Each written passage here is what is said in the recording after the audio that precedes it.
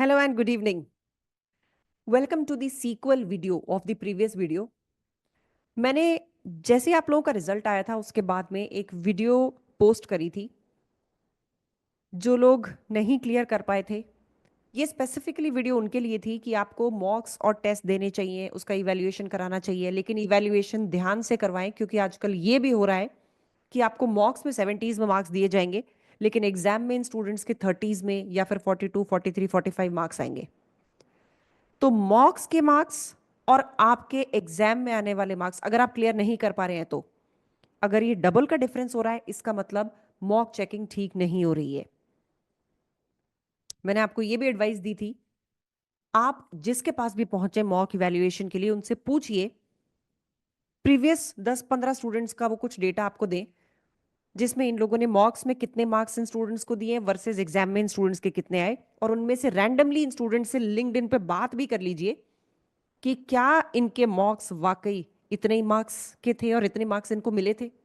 So always cross check that. मैंने उसी video में आप लोगों को यह भी बोला था कि नेक्स्ट वीडियो में बताऊंगी कि आप खुद कैसे गेज कर सकते हैं कि आपकी मॉक चेकिंग ठीक हो रही है कि नहीं हो रही है।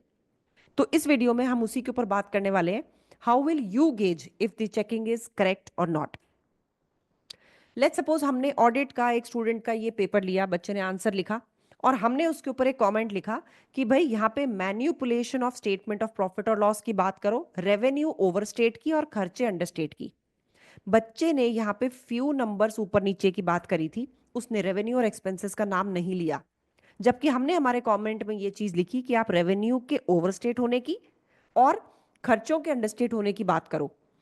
अब हमने इस बच्चे को दिया सोल्यूशन। सोल्यूशन से क्रॉस चेक करना चाहिए। कैसे? बिल्कुल ऐसे देखो, where we are commenting, where the examiner और आपका मॉक इवैल्यूएट करने वाला इंडिविजुअल ये लिख रहा है कि रेवेन्यू ओवर स्टेट और एक्सपेंसेस अंडर स्टेट। चेक करो क्या एग्जामिनर के आंसर में भी कुछ इसी तरह की बात लिखी गई है, over statement of revenue, under statement of expenses. Yes, ये बात लिखी गई है। तो आप में से सब लोग ऑडिट नहीं दे रहे होंगे, आप लोग नहीं भी समझ पाएंगे, इसलिए मैं बिल्कुल लेमन की तरह आपको दूसरा एक केस और दिखाती हूँ। यहां पे मैंने ये गोला मारा, बच्चे ने इन्वेंट्री लेवल्स के ऊपर बात करी थी, अमाउंट की। मैंने उस पर गोला मारा है कि नहीं, इन्वेंट्री लेवल नहीं देखने, और इवन हमने ये कमेंट भी किया कि इन्वेंट्री होल्डिंग पीरियड देखना है। हमने इस तरीके से फीडबैक दिया जहां पे बच्चे को उसका सोचना ठीक है। कई केसेस में बिल्कुल ऐसा होता है कि इन्वेंट्री का अमाउंट अगर बढ़ रहा है, इसका मतलब इन्वेंट्री बिक नहीं रही है आसानी से। क्लोजिंग स्टॉक का अमाउंट अगर बढ़ रहा है तो सोचना ठीक है, लेकिन फिर भी एक शॉर्ट आपको कॉन्फर्मेशन इस चीज पे किससे मिलेगी? इन्वेंट्री होल्डिंग पीरियड से। इन्वेंट्री होल्डिंग पीरियड पहले लेट सपोज 30 डेज था, यानी 30 डेज तक आपके पास इन्वेंट्री रहती थी, फिर बिक जाती थी। अब ये हो गया 70 डेज। ये इस बात का इशारा है 70 डेज तक आप अपना स्टॉक बेच नहीं पा रहे हैं। This is more clear cut example या सिग्नल कि इन्वेंट्री स्लो मूविंग हो रही है। तो हमने यहां पे कमेंट किया कि भाई इन्वेंट्री होल्डिंग पीरियड के रेफरेंस में लिखो। अब आप अगर ये स्टूडेंट हैं तो आप कैसे क्रॉस चेक करेंगे कि हमने चेकिंग ठीक करी कि नहीं करी? आप इसके सजेस्टेड आंसर से चेक करेंगे। सजेस्टेड आंसर ने देखो कहां पे कहीं पे बोला क्या कि इन्वेंट्री होल्डिंग पीरियड चेक करना है, ये रहा। क्या कहीं पे भी सजेस्टेड आंसर ने बोला कि अमाउंट चेक करो? इसलिए नहीं बोला क्योंकि अमाउंट्स कई बार ज्यादा रेवेन्यू होने की वजह से भी क्लोजिंग स्टॉक ज्यादा हो सकता है। There can be many reason, जरूरी नहीं है स्लो मूविंग आइटम ही हो। लेकिन अगर holding period, inventory holding period बढ़ रहा है तो शॉर्ट ये बहुत बड़ा सिग्नल है कि इन्वेंट्री धीरे बिक रही है।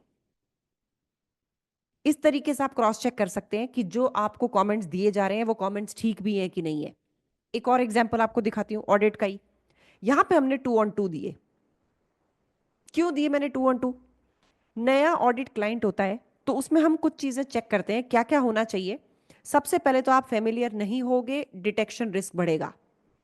उसके बाद में आपको एक्सपीरियंस्ड एंगेजमेंट पार्टनर असाइन करना चाहिए। जो एंगेजमेंट टीम है उसको ज्यादा टाइम देना चाहिए। अब आंसर देखते हैं इसका। Detection risk, lack of knowledge, जो हमने फेमिलियरिटी नहीं है वो था lack of knowledge about the experience, sorry the company, नया ऑडिट क्लाइंट। आपको इसमें क्या करना है? आपको एक एक्सपीरियंस्ड पार्टनर एलोकेट करना है, टीम को ज्यादा टाइम देना है। अब यहां पे ऑडिटर्स रिस्पॉन्स में कैसा दिखेगा, टीम को ज्यादा टाइम दीजिए, ठीक है। उसके अलावा प्रोफेशनल स्केप्टिसिज्म ज्यादा रखिए। अब यहाँ पे एक वर्ड नहीं दिख रहा है कि भाई एक्सपीरियंस्ड एंगेजमेंट पार्टनर दो, लेकिन आप कोई और भी उठाएंगे इसमें आंसर्स, आपको उसमें दिख जाएगा एक्सपीरियंस पार्टनर की बात इसमें होती है। चलो अब दूसरे सब्जेक्ट पे आते हैं, एसबीआर पे आते हैं। लेट्स सपोज अब यहाँ पे स्टूडेंट ने लिखा अमोर्टाइजेशन उसने कैलकुलेट किया, और मैंने यहां कमेंट डाला है where will this amount go to financials. ये नीचे एग्जामिनर का आंसर है 24 मिलियन, यस 24 मिलियन।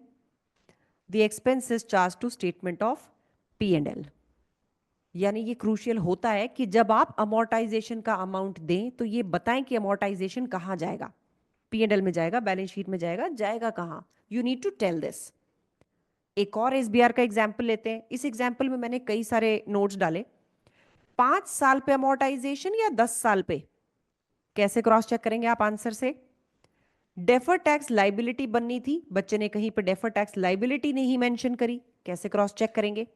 कौन सा मॉडल यूज होना चाहिए, कॉस्ट मॉडल या रिवैल्यूएशन मॉडल, कैसे आइडेंटिफाई करेंगे कि चेकिंग ठीक हुई क्या। एक एक करके आती हूँ। कॉस्ट मॉडल या रिवैल्यूएशन मॉडल, साफ साफ क्वेश्चन ने बोल दिया। यही कमेंट आपको एग्जामिनर के आंसर में ढूंढना है। दूसरे पे लाइसेंस 10 इयर्स वर्सेस 5 इयर्स। मैंने यहाँ पे पूछा भाई 10 साल पे क्यों नहीं, यानी मेरी एक्सपेक्टेशन है कि भाई 10 इयर्स पे भी आपको डिस्कशन करना चाहिए था कि जो अमोर्टाइजेशन होगा लाइसेंस का वो 5 इयर्स पे करना चाहिए या 10 इयर्स पे करना चाहिए।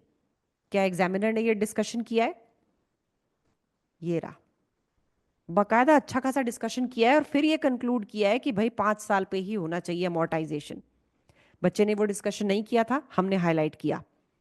आगे डेफर टैक्स लाइबिलिटी, ये री डेफर टैक्स लाइबिलिटी, यानी क्लियर कट एसबीआर हो चाहे स्किल लेवल के पेपर्स हो, आपको एग्जामिनर के कमेंट्स दिखेंगे कि वो क्या कमेंट कर रहा है जो आपके आंसर में मिसिंग था। तो पहली चीज आपको ये चेक करनी है कि क्या आपके आंसर चेक करने वाला इनको हाईलाइट कर रहा है, क्या वो ये बता रहे हैं कि आप ये मिस कर गए, क्या वो ये बता रहे हैं कि ये डिस्कशन मिस हो गया, और कौन सा डिस्कशन मिस हो गया वो एग्जामिनर के आंसर में है। इस तरीके से आप क्रॉस चेक करेंगे कि आपकी मॉक टेस्ट चेकिंग ठीक हो रही है कि नहीं हो रही है। अगर आपको मॉक्स इवैल्यूएट करके देने वाला कुछ भी कमेंट नहीं कर रहा है और अच्छे खासे नंबर दे रहा है, तब भी अपने आंसर को हमेशा एग्जामिनर के आंसर से चेक करिए। देखिए where was the scope of improvement, आपको वही दिख जाएगा कि अरे एग्जामिनर ने तो डेफर टैक्स लाइबिलिटी का वर्ड यूज किया, मैंने तो कहीं डेफर टैक्स लाइबिलिटी वर्ड ही नहीं डाला। अरे एग्जामिनर ने तो 5 साल की बजाय 10 साल के ऊपर पूरा एक पैराग्राफ लिख दिया, मैंने तो नहीं लिखा। इसका मतलब जो आपके मॉक्स या टेस्ट चेक कर रहे हैं वो इन चीजों पे ध्यान नहीं दे रहे। तो जो सेल्फ स्टडी वाले स्टूडेंट्स भी हैं वो भी इन चीजों का ध्यान रखिए कि जो एग्जामिनर का आंसर है उससे कंपेयर करिए कि उसमें ऐसी क्या चीजें थी जो आपने नहीं लिखी। जो जो ऐसी चीजें हैं वो आपको सीखनी है कि आपने ये क्यों स्किप कर दिया। आइडियली ये रोल होना चाहिए उनका जो आपके टेस्ट और मॉक चेक कर रहे हैं। अगर वो ये रूल पूरा नहीं कर रहे हैं तो इसका मतलब टेस्ट चेकिंग ठीक नहीं हो रही है। पर पॉइंट वही है, हम उनके भरोसे हमारा अटेम्प्ट तो खराब नहीं कर सकते। तो आप खुद उन पॉइंट्स को लर्न करना, समझना चालू करिए जो पॉइंट्स आपने मिस कर दिए लेकिन एग्जामिनर ने हाईलाइट किए। I hope you will find this video helpful. आपके जो भी फ्रेंड्स हैं जो खुद पढ़ रहे हैं या फिर क्लियर नहीं कर पाए हैं उनसे भी जरूर शेयर करिएगा, because this is something which every student needs, even हमारे स्टूडेंट्स भी। आपके मॉक्स हम कैसे चेक कर रहे हैं, do identify with the answer script which we are sending along with the evaluated tests. अगर कोई भी कंफ्यूजन हो please feel free to write that in the comment section. Yes, and one more thing, on the request of many students जो audit के test of control substantive procedures पे videos का wait कर रहे हैं, कुछ 3-4 दिन दे दो, it is shortly going to come. Till the time, keep on studying and keep on preparing for your June exam. Thank you so much and take care.